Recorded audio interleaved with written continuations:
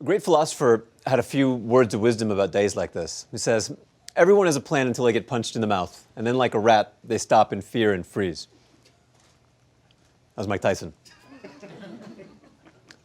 Mike Tyson's brilliant. I would love to hire him to do culture work with me.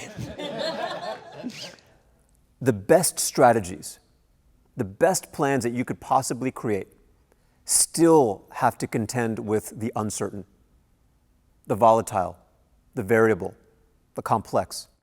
The greatest performers have two types of performance. They have tactical performance. This is how well you execute a plan. You create a plan, you break it down into little steps, and you execute it. Adaptive performance, however, is how well you diverge from your plan. One's how well you do it, the other's how well you don't do it. Because of that, they're opposing each other. Because of that, a leader has to keep them in balance. It turns out that organizations with great cultures really focus on how do we build adaptive performance. Most organizations only focus on the tactical stuff. The real question is, what do we have to do to build adaptive performance?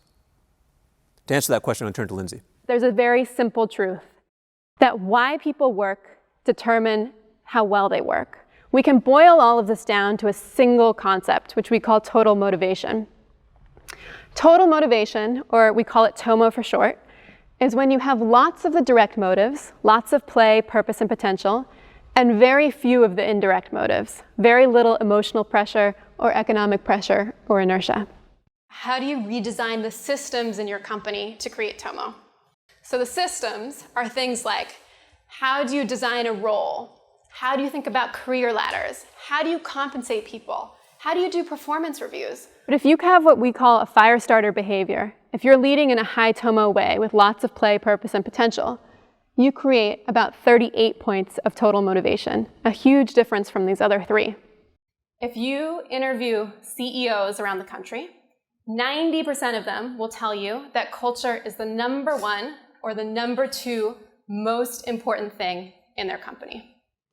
But they'll also all tell you that they have no idea how to build a great culture.